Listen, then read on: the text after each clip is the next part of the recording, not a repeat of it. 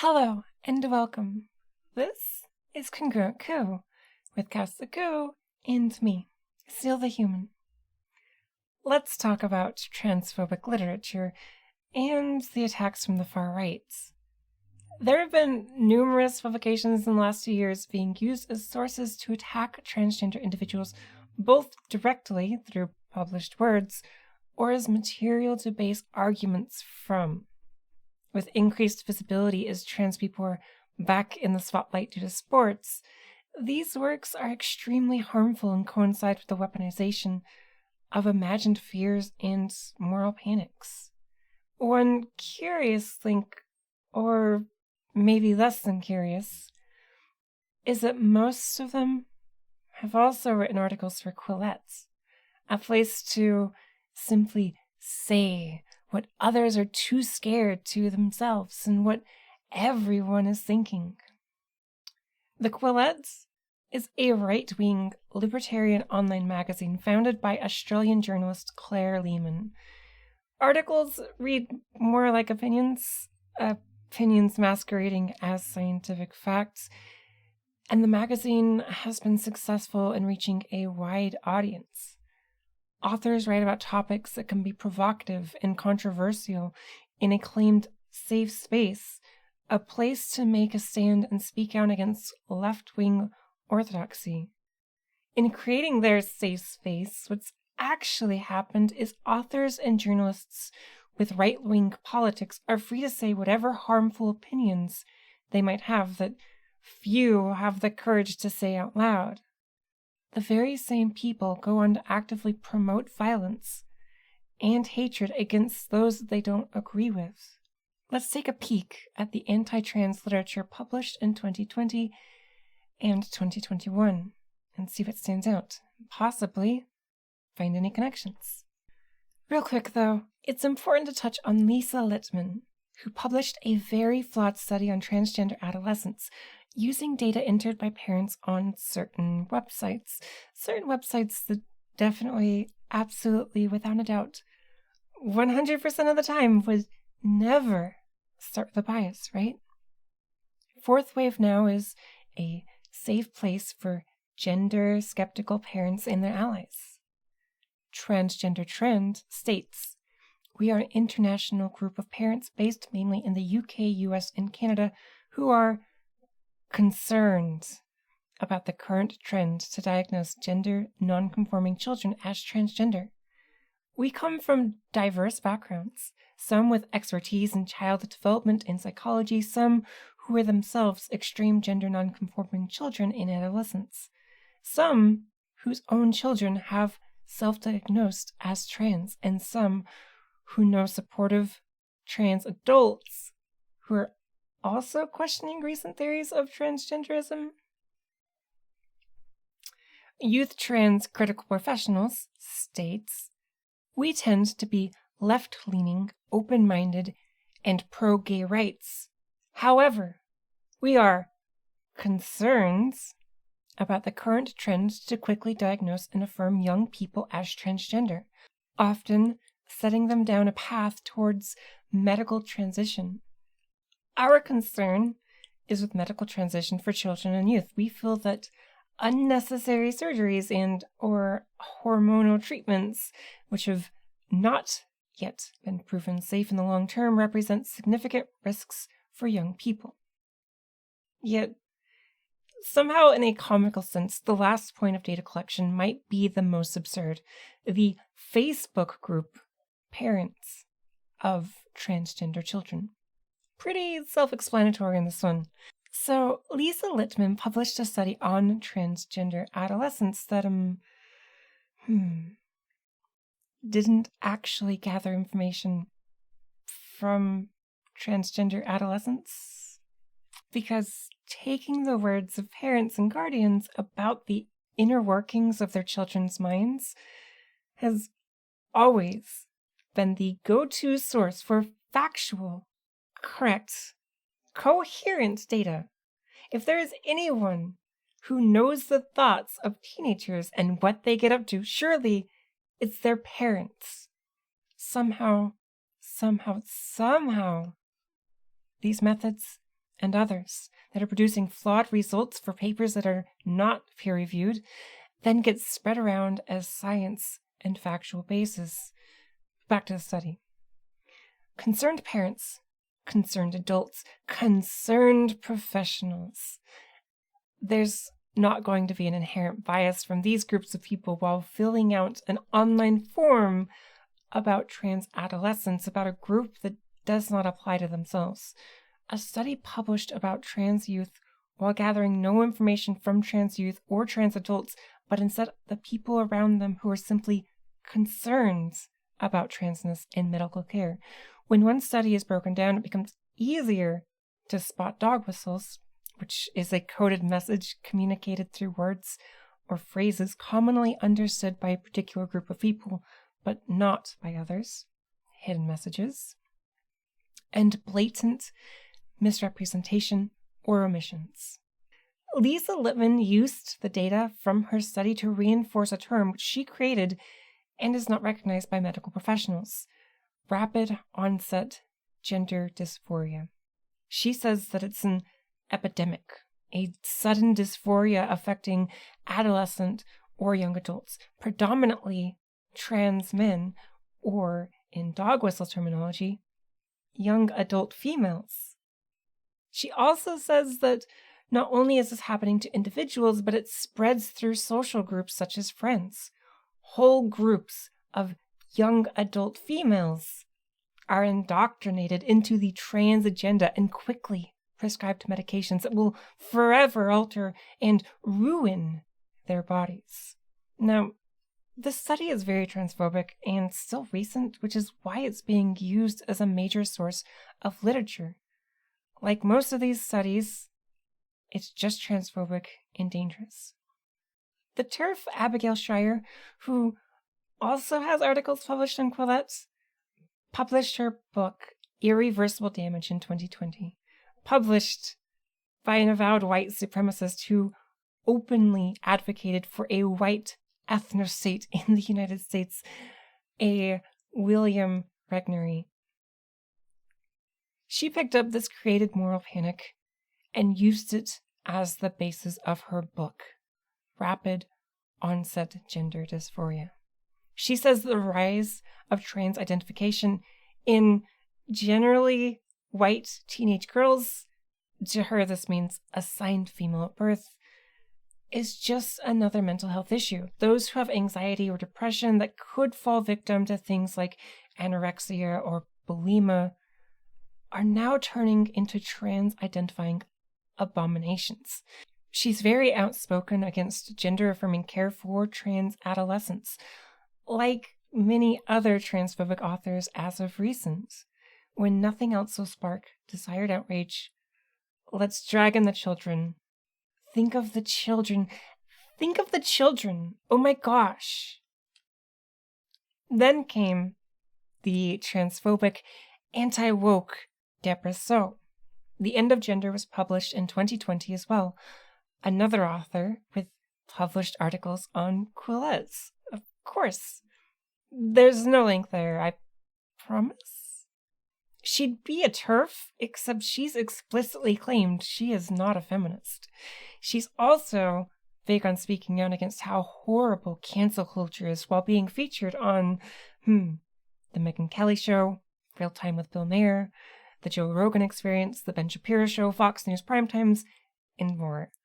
Clearly, she's been struggling to find platforms while being a completely awful person.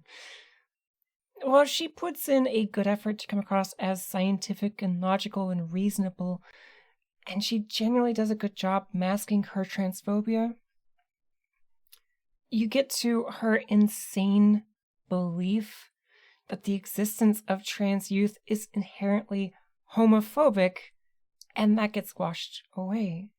She has stated that many trans youth individuals would grow up into an acceptance of their bodies and just be happily gay, because all trans people are heterosexual after transitioning and therefore are taken away from the gay population by transitioning.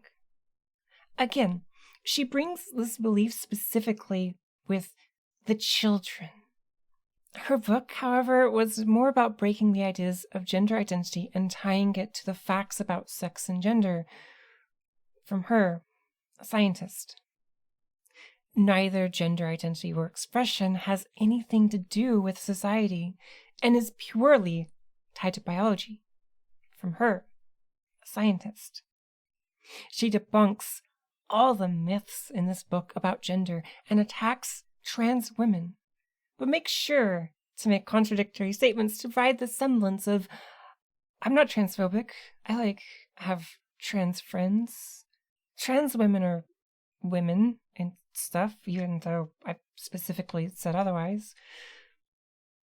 She simply said that she's not transphobic, so that negates her publishing an extremely harmful book that attacks trans individuals and their existence.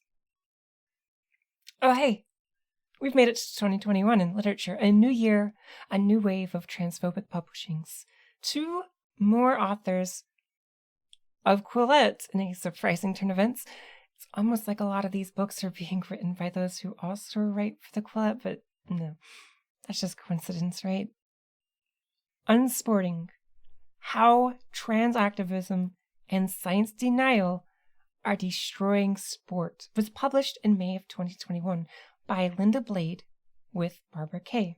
A well-timed book considering the moral outrage of transgender individuals qualifying and participating in the Olympics this year. Funny that, huh? Weird. This book is heralded for standing up for girls and women. It's just pro-girls. It's just pro-women. You know which ones. Adult and young adult females. Their first basis of argument is they will refer to biological terms.